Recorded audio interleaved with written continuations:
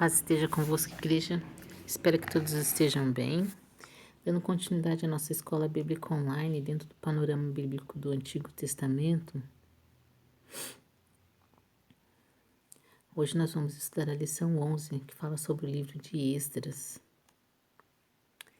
O alvo da lição: conhecer a situação de Israel após o exílio, crer no cuidado de Deus até mesmo nos momentos mais difíceis, estabelecer o culto, a oração e o estudo da palavra de Deus como diretrizes na vida. A introdução do livro. O livro de Esdras é uma resposta ao fim trágico de Reis e Crônicas.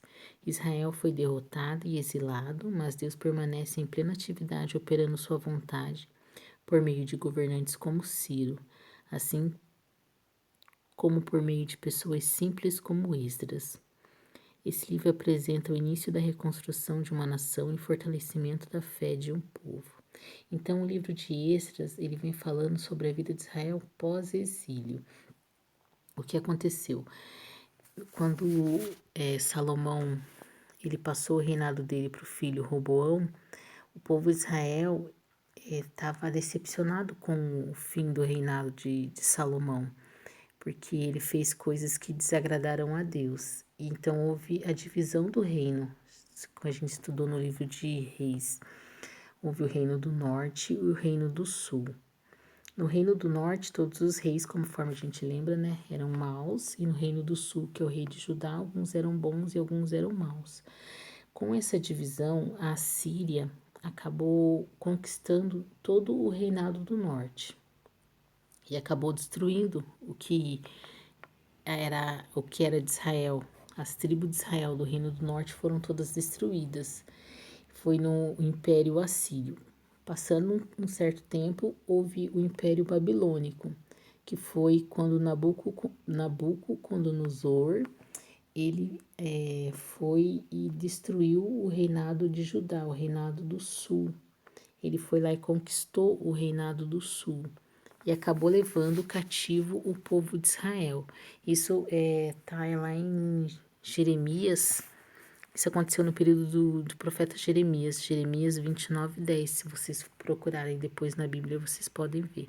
Então, o exílio de Israel durou 70 anos e Esdras vem contando o que acontece pós-exílio, após o término do que foi profetizado por Jeremias.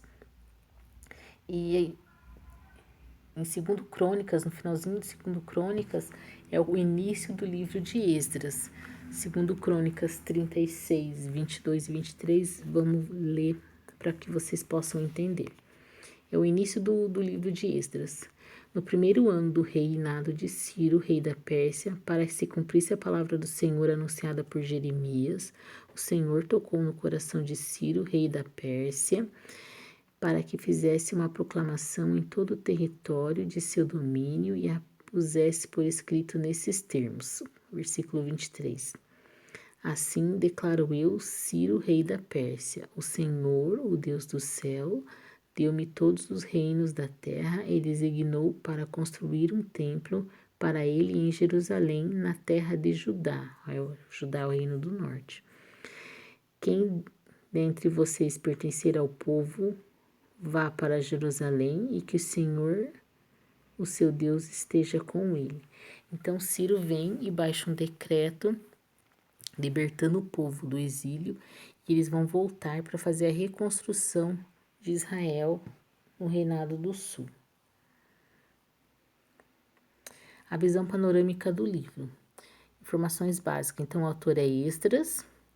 Ele foi escrito entre 536 a 458 a.C. O versículo-chave está lá em Esdras 7:10. E a palavra-chave do livro de Esdras é humilhação. Vamos ver o que está escrito no versículo-chave. Esdras 7:10.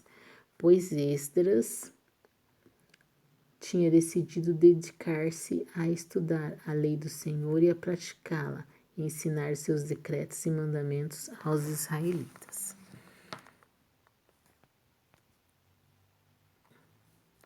Fazendo uma divisão do livro de Esdras, ele tem 10 capítulos. Do capítulo 1 ao 6 fala sobre Zorobabel, que também foi um líder que trouxe o primeiro grupo dos exilados para Jerusalém novamente. Esse ministério é a reconstrução do templo. Então, Zorobabel, ele faz parte da linhagem de Davi, ele faz parte da genealogia de Jesus. Ele foi o primeiro líder que trouxe os exilados da Babilônia para Israel novamente, para a reconstrução do templo.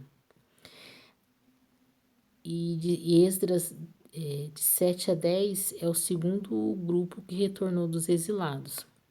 Esdras foi responsável pela reconstrução da vida espiritual do povo. Então, de 1 a 6 fala sobre a reconstrução do templo, que foi Zorobabel, e de 7 a 10, a reconstrução da vida espiritual do povo, que é a responsabilidade de Esdras. Nesse período tem um intervalo, acontece um intervalo de 58 anos, é onde acontece a história de Esther. Então, o livro de Esdras, Esther e Neemias, eles acontecem no mesmo período.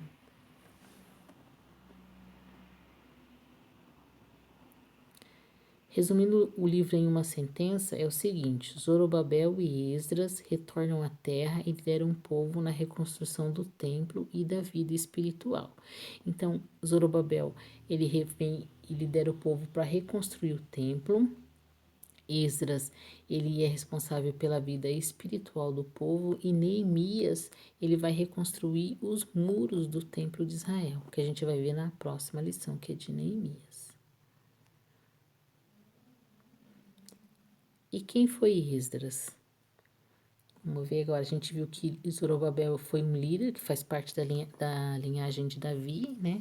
Consta na genealogia de Jesus, no livro de Mateus, se vocês lerem.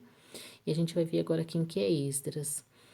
Filho do sumo sacerdote Seraías, está lá em 2 Reis 25, do 18 ao 21. Esdras é uma das figuras mais notáveis do Antigo Testamento. Tornou-se símbolo do ensino da lei, assim como Moisés é reconhecido como o legislador do Antigo Testamento. Esdras foi sacerdote, mestre e escriba. Então, Esdras, ele faz parte da linhagem de Arão, que era a linhagem dos sacerdotes, desde lá de Levítico, vocês lembram? Desde Levítico que foi definida a linhagem do sacerdote. Então, Esdras, ele faz parte da linhagem de sacerdote de Arão, ele é mestre e escriba. Então, ele foi ensinado na lei de Moisés.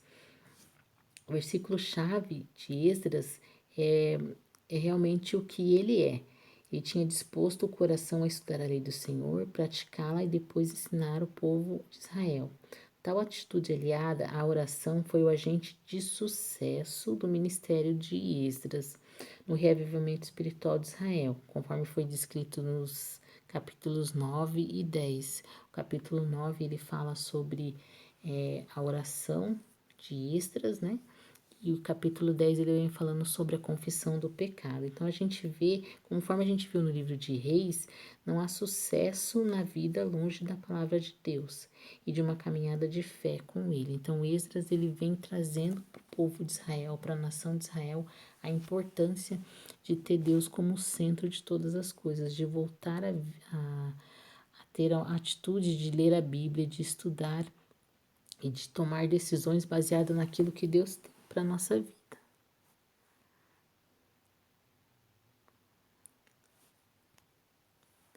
O dia depois de amanhã. Aconteceu. Israel foi derrotado, Judá foi derrotado, o povo de Israel foi removido da terra prometida. O templo de Jerusalém foi destruído. O exílio anunciado pelos profetas se tornou real, até que Ciro, rei da Pérsia, decretou o retorno dos judeus para a terra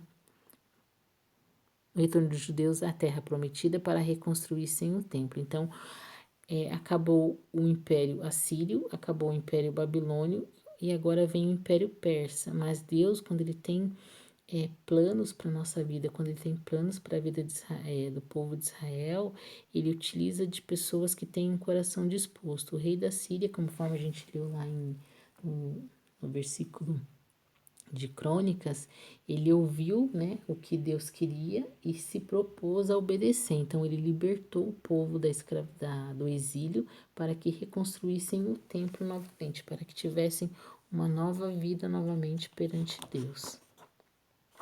Como a gente só tem 10 minutos, eu vou parar por aqui e na próxima aula a gente continua a partir do item 3, falando sobre o que aconteceu realmente depois do exílio, quais foram as atitudes e qual é um novo cenário, a nova postura das novas pessoas. Espero que todos fiquem bem, Deus abençoe e até a próxima.